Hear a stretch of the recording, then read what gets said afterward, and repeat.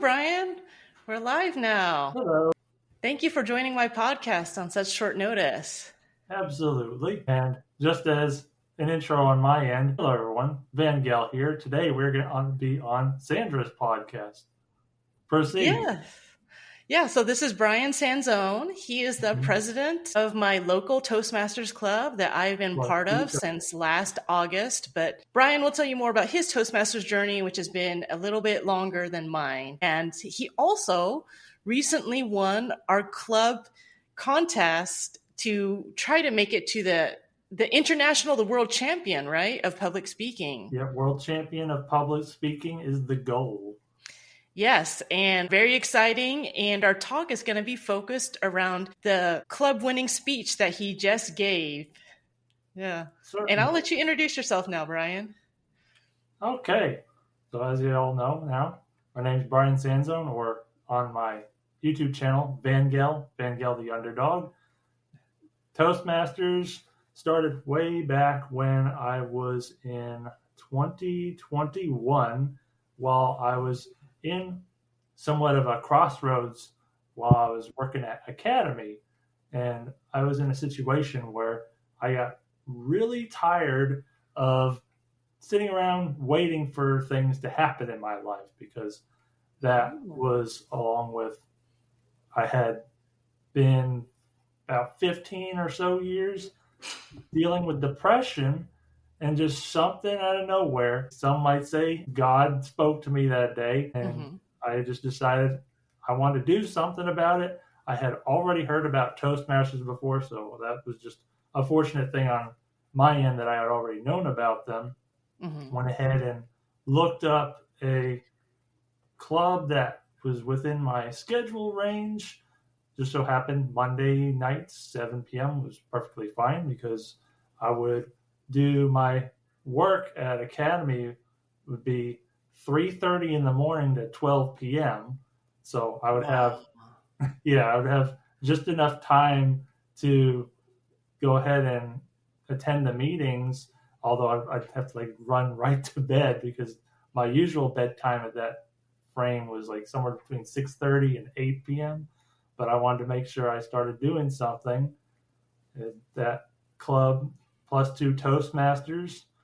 The first day that I went, I was called upon for table topics. I guess I should go ahead and lay out how the function that day. That way people know a full walkthrough. Yeah, and also don't forget, there's some people that don't know what Toastmasters is at all. So yeah, you're absolutely right. So I'll go back a little bit, that way everybody knows what I'm talking about here. Toastmasters International, just to keep it simple, is a nonprofit organization with several thousand clubs all around the globe, where the general idea is to learn and teach effective communication, generally through speeches. There are generally 3 segments in each club, although each club has its own unique features about it. But the 3 main categories, you have your prepared speeches, which are speeches that are prepared by designated individuals, usually about a week in advance. Sometimes you get a little more time than that. That are generally going to be 5 to 7 minutes in length, that you go ahead and provide to the group that day. After that is usually the table topics, which is impromptu, off-the-cuff speaking, where the table topics master, which is one of the roles there, has their own set of questions that they plan in advance, and they call upon somebody in the audience who they want to answer a question. And the third phase is evaluations, which I found to actually be probably the most important, because that has to do with giving feedback to a designated speaker.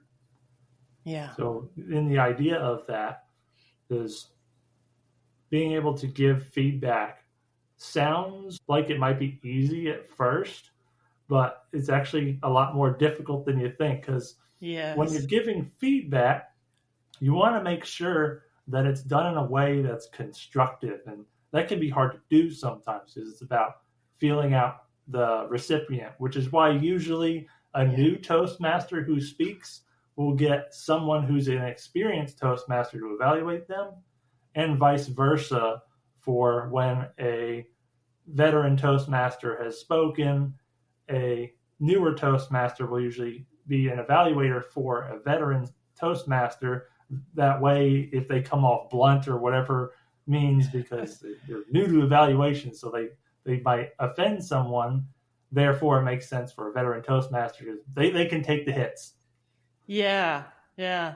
No, that is a really good summary of Toastmasters for people who are not familiar with it. I remember for years, I kind of had heard about it mostly through different workplaces, but I never really explored it that much. And like you mentioned, I think the worst part I feared was getting the evaluations. Yeah, absolutely. So continuing on, because I had to go on that tangent to explain Toastmasters, by joining them, the first day I went, I was called upon for a table topics question. I went ahead and gave my answer, and me being a person who came from a relatively depressing, not supportive background, I by default I felt like I looked like an idiot at first, but just the applause you get when I have not really experienced that in my life before, it opened my eyes and had a light bulb, and just an absolute glorious feeling in that moment that just made me want to stay and stick with it, which was even further enhanced after my very first prepared speech, because I felt even worse about the prepared speeches because I'm not the best when it comes to preparing things. I had been more experienced with a little off the cuff, one of the short speeches.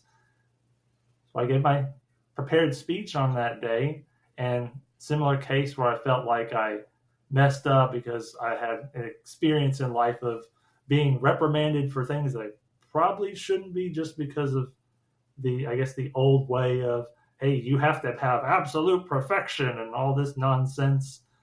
Then because I knew that I had skipped some content from what I had originally planned, but after I had finished and had felt kind of down in the moment, that was immediately remedied by that sudden applause, a job well done.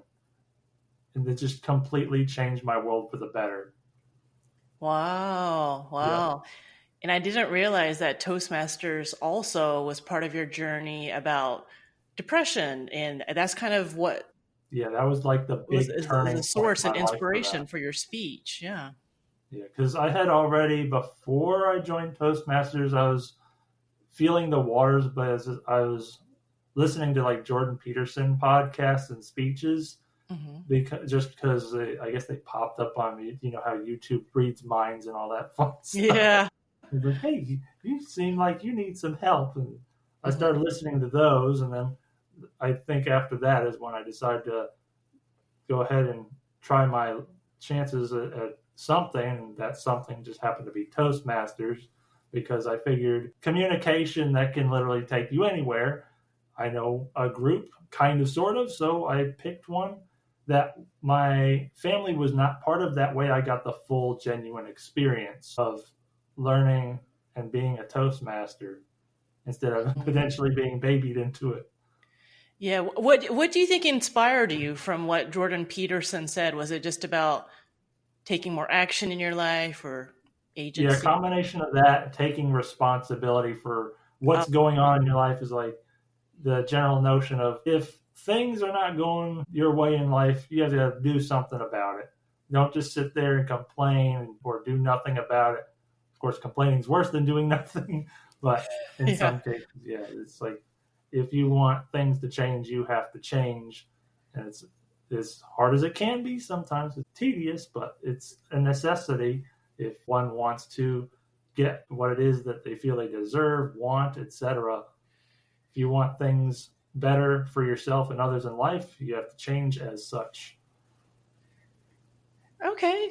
And tell us a little bit more about your speech, the content of it, the 4 Pillars of Sanity. I think it's a very Certainly. intriguing title that you picked. Yes. And I've heard a few iterations of it, but of course, our audience Yeah. hasn't. Yeah. For the sake of my channel, I'm going to go ahead and preface.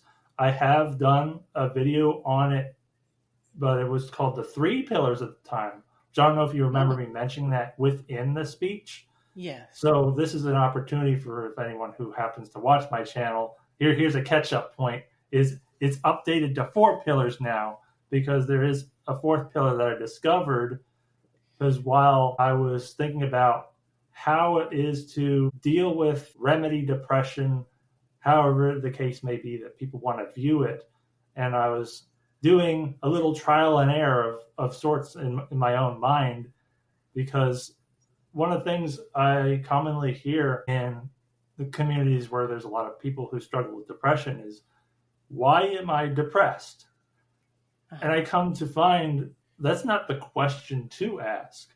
This is what led me to coming up with the 4 pillars. The question is actually on another foot, where it's about asking, why is it that I'm not depressed when I'm doing X?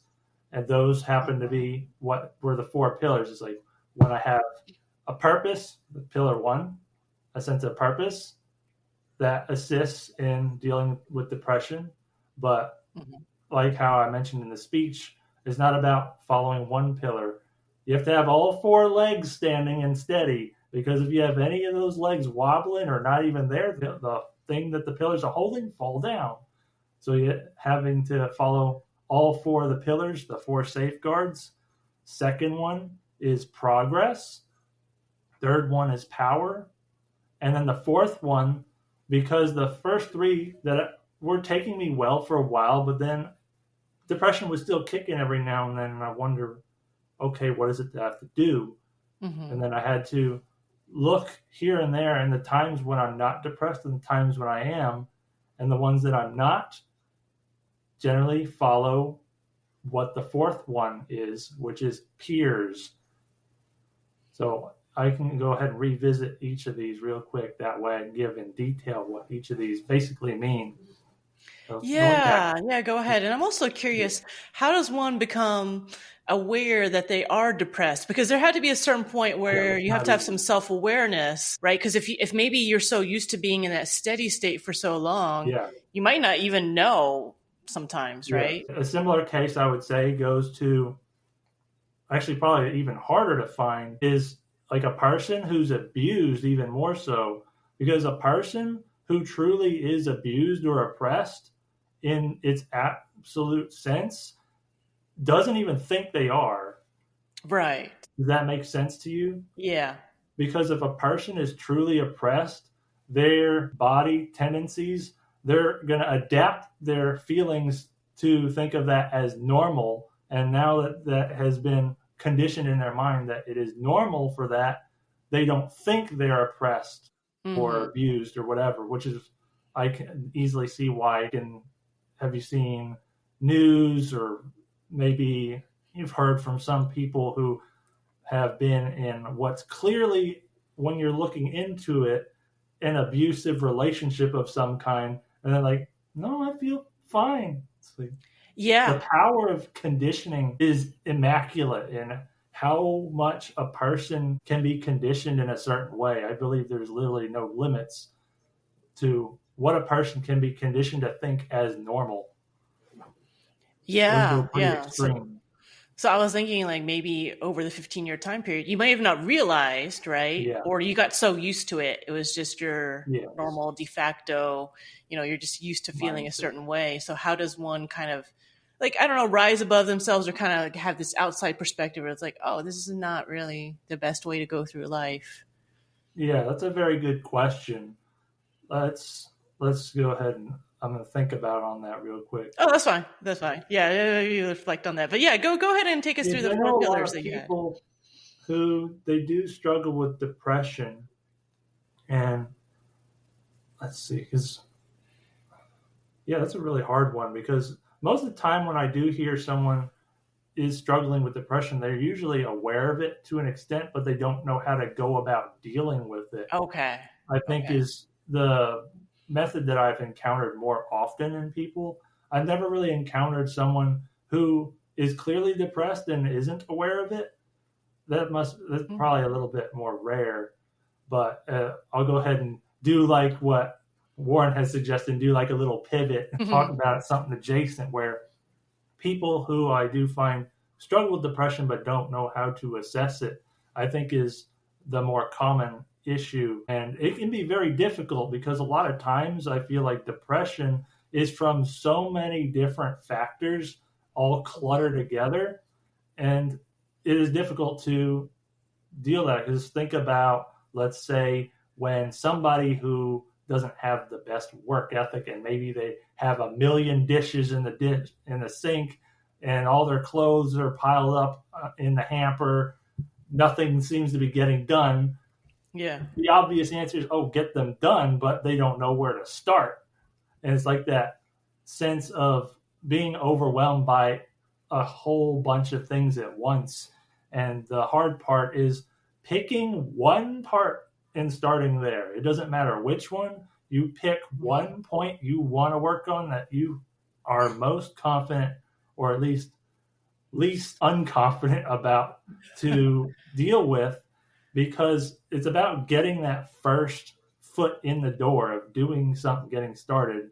Because when you're climbing a staircase, it's not about jumping to the top. You have to start small at the beginning and work your way up. So it's about finding and pointing out one of these things.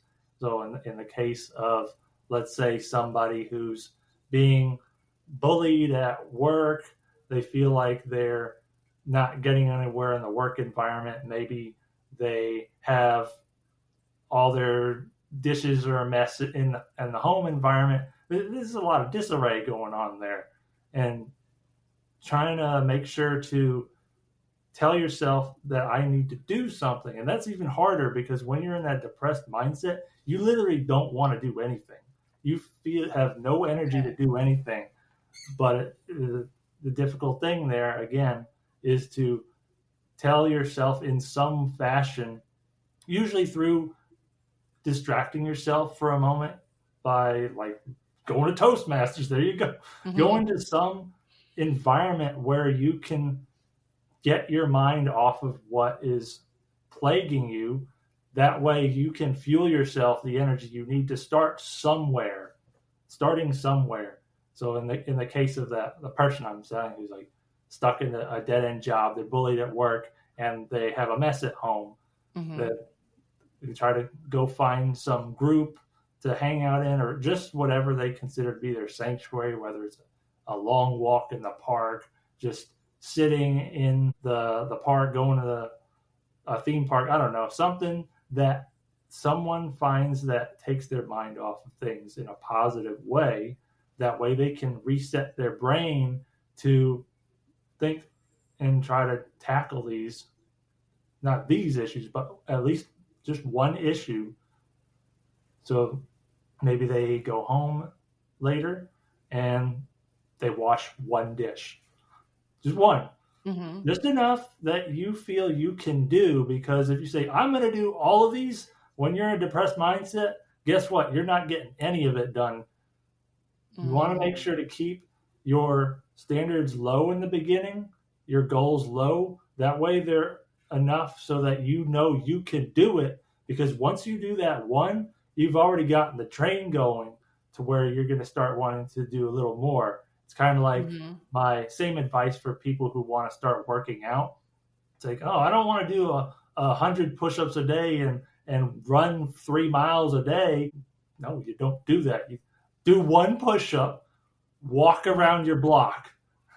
I think that's a little more realistic to getting started. It's like, yeah, it's not the 100 and the 3 miles that you want, but it's enough that you can do to get started. And then you eventually get to a point in your mind like, I can do more. I'm doing so well right now with this routine. I can add a little more, put a little more on your plate. It's the same in the opposite realm. Like when you hear Mm-hmm. people who talk negatively, how that's infectious to an accelerating level. Because it goes, like I said, in the opposite direction as well, where if someone is having a really good time, has really good habits, they stop doing that one habit, then they stop doing another, and so on and so forth, maintaining the habits that you want to have. That way you can make sure to reach the goals that you want to have. Okay. Okay. Yeah, that's really good. I agree. It's sometimes just taking that first small step, the littlest Yeah. thing you can do so you can feel like you achieve something. Yeah, just enough to make yourself feel better about yourself, and then making sure to retain those habits, because once you stop, if you don't make a routine out of it, that depression is going to come back. It's making the routine that way. As you build those habits, those are going to be safeguards against depression, because now, let's say for the sake of the dishes, you did Hmm. that one dish at a time, you're eventually going to get them done. And then once you get them done, you make sure you keep the habit of washing the dishes as they come in a routine fashion. That way they don't get piled up again. Because if you let them get piled up again, guess what? That depression's coming back. Yeah. Yeah, that's Yeah, really good. yeah. I find like a lot of times depression has to do with reworking habits, and it's like a combination of all these, not just habits but conditionings from environments. Because people, a lot of times they come from maybe abusive households. Maybe they didn't have parents, for all we know. Maybe they had one parent.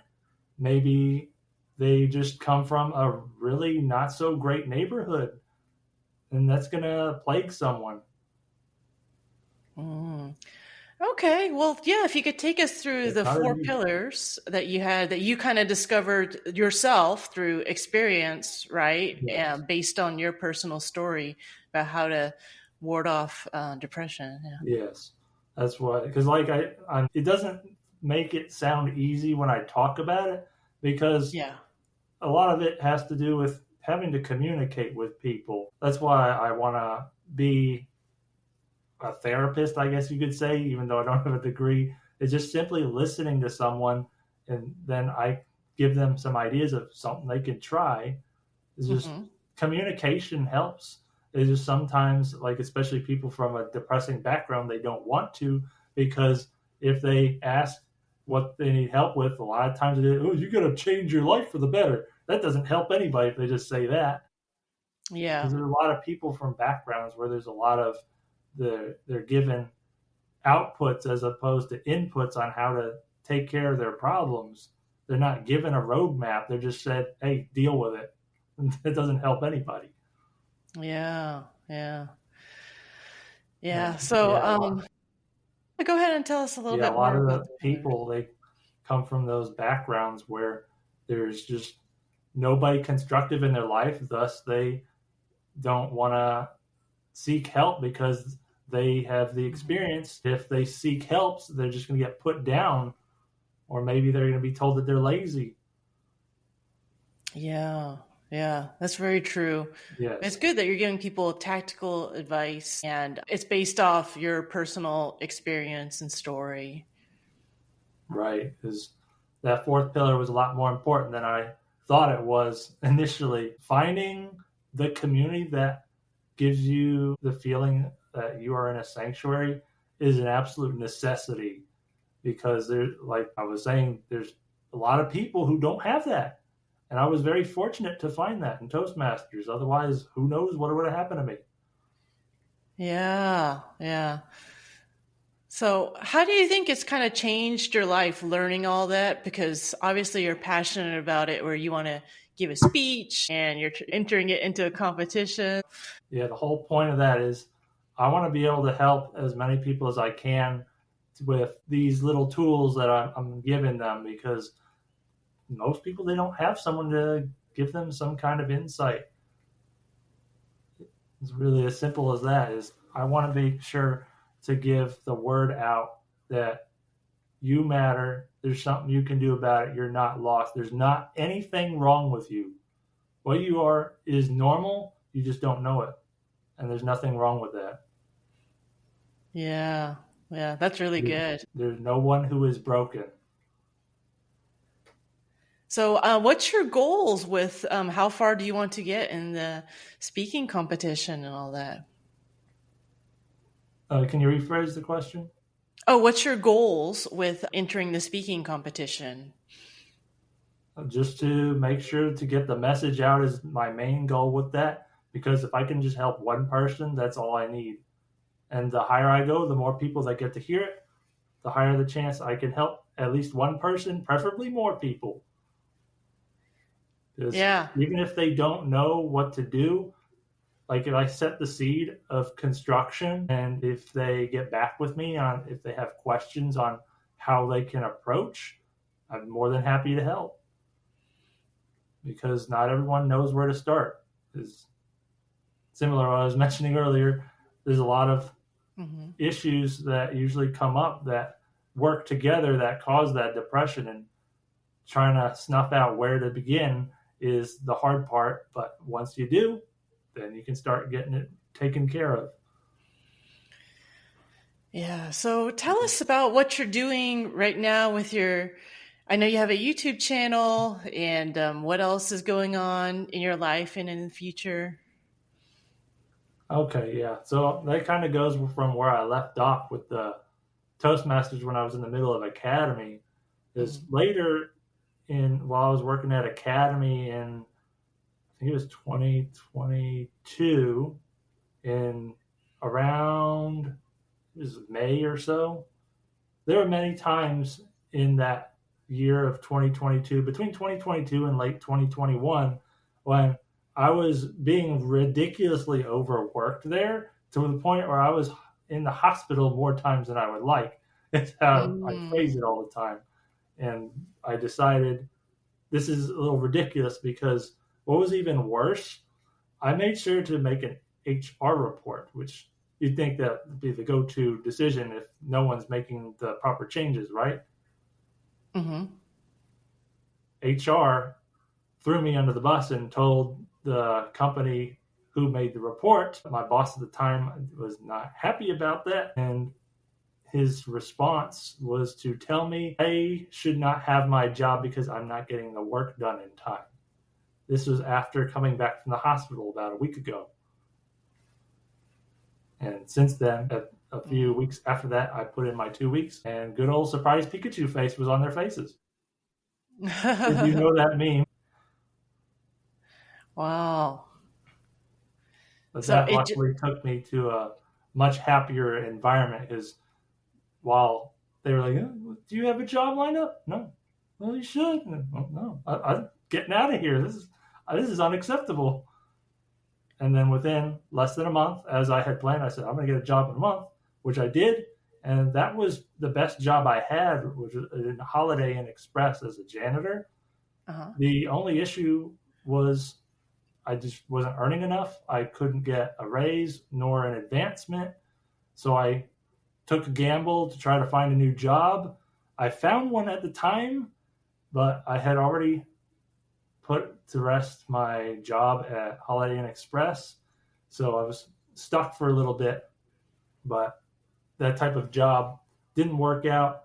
So I left that so I could have time to find another job. So here we are, keeping the wheels turning from this was started in August 2024, and here we are now. Yeah. What do you think you learned most from that situation at Academy? The biggest takeaway is because I had you remember earlier when I mentioned when a person doesn't know if they're oppressed or abused Mm-hmm. when they truly are? That was me, I would say, because it took me getting put in the hospital to know that I was being abused Mm. because in that time, because I was conditioned to think that I'm just supposed to work harder. And then I was like, oh, I'm just not pushing myself hard enough. No, I was pushing myself too much. And it only took some time where my body just gave up on itself multiple times, which is why I ended up in the hospital, being overworked when I was fed the idea is, oh, you're not working hard enough because you're not getting your work done. Mm. No, being worked too much, so I can't do the work as effectively, is the more proper answer. Oh, I Because see. if there was an interesting character who he quoted someone about, if you're giving 100% all the time, you're going to wear out. If you're doing like 70% or some smaller percent all the time, you will consistently do exceptional, not like the best possible work, but you'll be consistently good at giving out good work while growing in the process, as opposed to always giving 100% and steadily doing worse over time to the point where you're going to crash. And it took that lesson of ending up in the hospital multiple times for me to finally wake up about that. Yeah. Yeah. How do you think improving your communication skills has served you in this journey of, changing jobs and all that? Did it give you more confidence, or maybe just you could speak up a bit more at work? Oh yeah, absolutely. Let's see, because I never had a lot of interviews back then when I was in academy, because academy was, I think it was my third job at the time. So I didn't actually have to go through a lot of interviews. Thus, I Third job wasn't of really your that life? person who is afraid of interviews. But what it did, in fact, do was it made it easier for me to handle interviews. It impresses almost every person that interviews me. And in addition to that, there are a couple times when someone wants, like, there's a speech in like a little gathering. The example I'll give is when I was working at not working, but volunteering for a community center on Sylvania Avenue. They had a holiday party, and while they were waiting for the food to finish, which took a little longer than they expected, the speaker in the front had already given out all the information they needed, so they were seeing who just wanted to talk. There were a couple people who made their little talks, and then still we were waiting for the food. And I was like, go up and give a little speech of some kind. What got me here? It was about, I'd say, about our usual like 5 to 7 or so that we do at Toastmasters. And they really liked it, just like that moment. Because the point of your question was how I saw that growth was, if I did that before Toastmasters, I wouldn't have.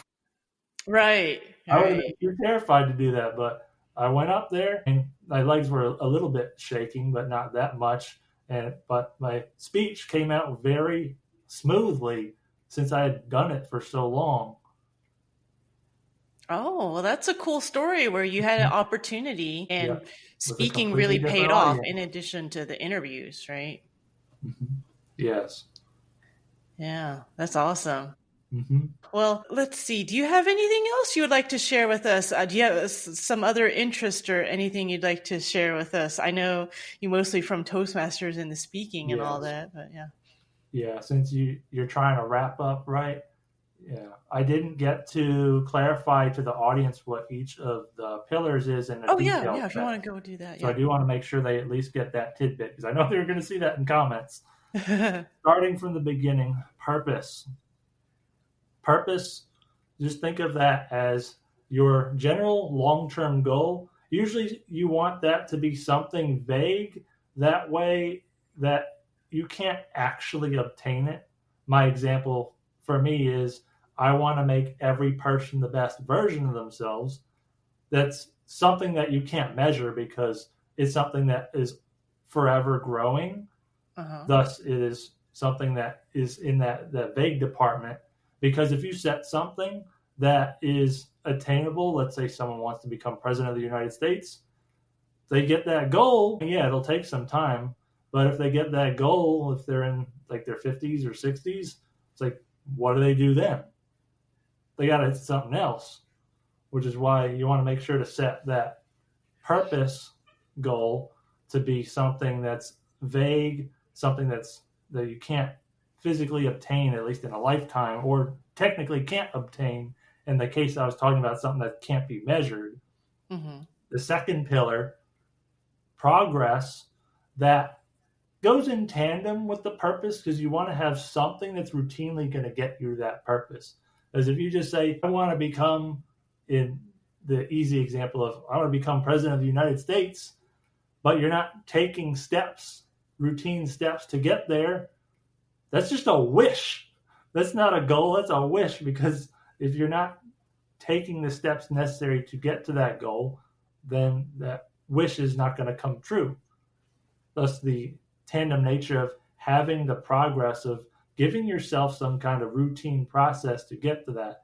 I guess in the case of someone who wants to be president of the United States, they want to at least get their network going, whatever the case may be. I don't know a lot of people in that the government department, but in the case of whatever your purpose is, you want to make sure to give yourself some kind of routine goals. I suppose the easier one would be, let's say you want to become more in shape, just like as an easier goal to achieve that makes more sense for more people. Okay, maybe you go on a walk every day. You give yourself something that you're going to routinely do to achieve that goal that you want. That way you can actually achieve that goal and it's not just a wish. The third pillar is power.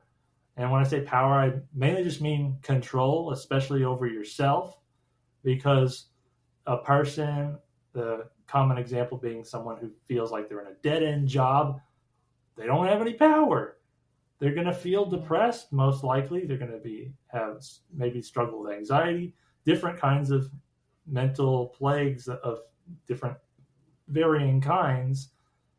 And this was probably one of the harder ones to do, especially these days, because getting some kind of power has to do with putting yourself in some environment where you're going to feel at least somewhat powerful. Maybe like, let's say you're doing artwork. That's a sense of power. You're creating something. You're physically creating something, whether it's drawing, sculpting, maybe you're doing even like digital artwork. Anything that allows you to feel like you are in control, that's going to be, you got to be careful with this, because sometimes that means for people to be acting like a bully, because that'll make you feel powerful, but it's not the right way to do it. It's to set you up for failure in the long run. So you want to especially make sure that it's something constructive, especially if it has nothing to do with individuals. For some people, like I was saying, art, those are easier to gauge because it's kind of hard to bully a piece of paper. There's no loss there, no risk there when trying to get the sense of power through doing artwork, your household chores. Just the sense of a job well done is going to make you feel powerful. And fourth. I already said the third. Power. The fourth one that I discovered later, peers, probably the most important one. Having a sense of community around you, constructive people that are going to build you up and people that you are also going to build. That way you have a self-fulfilling prophecy that you and the people around you are going to build yourselves. None of this, because there are no self-made millionaires. There's no self-made anything. Everything, we are social creatures, and making sure that you find a community or even multiple communities. You can join multiples. That'll actually help you probably even better, is to give yourself some kind of community, whether it's a book club, a Toastmasters club, or maybe your YouTube channel, or any kind of place where you are a member of that's going to construct you into a better you, as well as helping other people be better versions of themselves. Yeah. How have you found some of your community and people that, you want to be around that are like-minded and all that? Yeah, the Toastmasters was definitely the thing that opened my eyes on that. And it just took a couple of years for it to sink in that having a community is what is necessary. I think that a lot of people struggle with, how do I have a sense of community with people or make new friends? It's especially harder when you're an adult, Oh, yeah. That's a very good question. It's not easy to find it's more a matter of telling yourself and convincing yourself that I need to find a group if you don't have a group, because not everyone has a constructive family. There are a lot of people who come from kind of deprecating families that make you feel bad, or whatever the case may be, where you don't feel like you are a person, you feel like you're an object. And because the default you'd hope would be someone's family is their sense of community, but not everyone has that. As such, it's up to them to try to find some group, usually through one of their hobbies is probably the easiest way. Like, let's say I went down further the road, if I was still playing Magic the Gathering, there are communities for that. If you go and look, you'll find a community for just about anything. Whether, like I was saying, like book club or arts groups, some kind of club. And one of the traps I can also see for some people is some people will view it as, why should I do work for free? Because some people might view some of those groups as doing extra work, like volunteer work. Yes. I think is a very good example, because I didn't know how valuable it is to just do volunteer work like I did for the community center. Because, like I was alluding to, a lot of people think, why should I do work for free? And this usually comes from people who haven't attempted it, because similar to what I was saying with the question of why am I depressed, this is about rephrasing the question in a different light and saying to the person, why is it you don't want to get experience for free? Yeah. That kind of click there. Yeah, or even, there are a lot of people who don't value Why do I want to get friends for free? Yeah, I was going to say that too. It's not always Why volunteer. is it that I People don't don't want to build a network for free? Yeah, they don't see that. But I think it's when people have a transactional nature, they need to get something out of everything. Yep. So they're looking at it as, if I hang out with you, what will I get out of this? Yes. Yeah. Okay, well, that's great. Yeah, hopefully that gives people some advice about how they can go find some people around them and seek out community. I think it's really important also. And, it is something to be mindful. I do want to preface to everybody that not all communities are equal. There are some communities that are, we'll say communities in quotes, because there are some communities that are more destructive in nature, where it's more of they use you as a tool, and you don't want a community that's going to beat you down or make it taboo for you to try anything else. You want to make sure the community is building you and not using you, and that's very difficult to do sometimes. Yeah, that's very, it's very not true. Easy to snuff that out. Yeah. Okay, well, yeah. Do you want to tell us a little bit about your YouTube channel? Because you finally told me about it yesterday, and excited to see.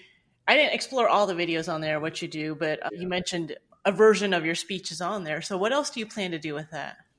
Yeah, so the reason I originally made that was I just wanted to make sure to give the word out of my view on different things. Is while the argument may be, I don't know everything, but maybe my point of view on a specific topic is going to bring to light to somebody else how something might be easier to deal with in life. Because if we all follow the same trends that we always do, and we don't get different perspectives on different things, when everybody learns differently, then some people aren't going to learn in a certain way. So what I have to bring to the table might be said in a way or translated in a way that is easier for somebody to receive than the norm.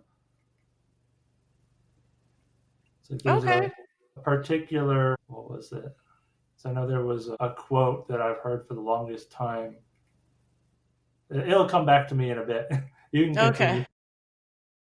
But just to give people an idea, like what type of topics are you talking about on there? Yeah, that's a good question. It's usually just like topics that a lot of people don't think of off the top of their head. I'm just going to go ahead and open it real quick because I Oh like no, to you don't have to talk be like about things that so people specific. don't really talk about too much, or in some cases, we overthink on certain topics, and those are ones that I'll visit. But for the most part, lately, it's taken a backseat to me just trying to find a stable job. Although I want to try to make sure to get back in the habit of doing this more regularly. Yeah, I also think being on YouTube, making videos, it enhances your public speaking and communication. Yes. Oh yeah. Like one I did was called "Why Does Depression Exist?" Because who's asked that question before? Yeah. And I had, let's see, the price of paradise. While you're disrespecting yourself by eating garbage, the different things we just do and don't think about, and exploring topics like that.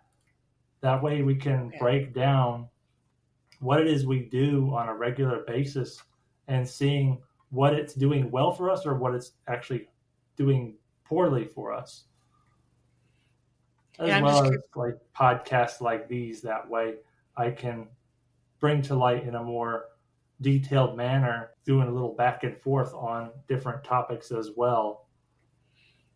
Yeah. So what motivated you to start the YouTube originally? I'm just curious. Yeah, let's see. I think that just had to do with wanting to make sure to tell somebody, but not knowing where to start. So I was like, hey, let's just put it on YouTube. Someone will hear it. Okay. Hopefully, it's like just shouting into a void. Hopefully, someone will hear it, and hopefully, it'll go around the world and be spread in some fashion. Yeah. I hope that encourages some people to just, if they have an idea about things they want to talk about, Mm-hmm. why not just put it on the internet? Yep. I mean, not everything, but Yeah. just, you can start, anybody can start a YouTube channel. It's a Mm-hmm. good way to give clarity to your thoughts and to teach a little bit on there and talk about the how and why of things. Precisely. Yeah. Yeah. Yeah, but I really like that journey. I think it's fun and it helps you learn to speak more eloquently, right? And to actually condense your thoughts down and to not Yeah. repeat yourself. Yeah. Yeah. Even better that I would suggest for people is if there's a topic that you're pondering, writing it down in a detailed fashion will really help you organize your thoughts on something like that. I did that to begin with, Hmm. which helped a lot in terms of getting out the proper details. That way I can actually form them later into stories as well as different examples that people can relate with more. Like I know one combination of examples I would do on some of the videos would use video game examples, because I know Hmm. there's a lot of patterns. If you look at a competitive side of any game, like let's say you're looking at competitive card games, you're looking at esports, I think they still call it. The patterns of success in the competitive level of games also applies, I believe, to the patterns of success in what we call the real world success. Yeah. Yeah. Developing that discipline, those all those constructive habits that you want to build towards those goals. Same patterns. Yeah, that's really good because I think it's important that people maybe not rely on motivation, right? Or how they feel about something, but it's just being habitual in doing Yeah, these good that's the things. best lesson I've learned is forming the habits that are going to put you in the right direction, and even more so eliminating habits that are self-destructive.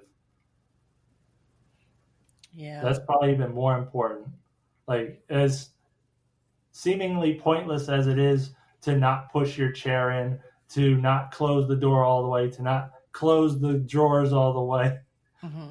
as meaningless or mundane as some habits seem, they're a lot more constructive than you think. Oh, thank you. Thank you for sharing that. And I think that leaves us on a good note for this conversation. Is there any last thing you want to share with anyone? Nothing specifically. It's just like you can view each of our YouTube channels as you see fit. If you liked anything about what we talked about, feel free to look up the good old Van Gale the Underdog. Yes, and Brian also got on LinkedIn. That I did. Yeah, so he's also reachable Still on playing around LinkedIn. with that. Yeah, yeah, you will enjoy it. I think that's another way to gain community, like you're talking about. You Yep, have community. this online virtual community through Yes. LinkedIn that could be Oh, really yeah. positive. So, yeah, he's reachable over there. But thank you so much for this conversation. Certainly. And I Yeah, hope and everyone good luck on took your something away speech. today. Yeah, I'm excited to see how far you get in the Toastmasters speaking competition. Yeah, likewise. I make sure to Yeah. go as far as I can, preferably all the way.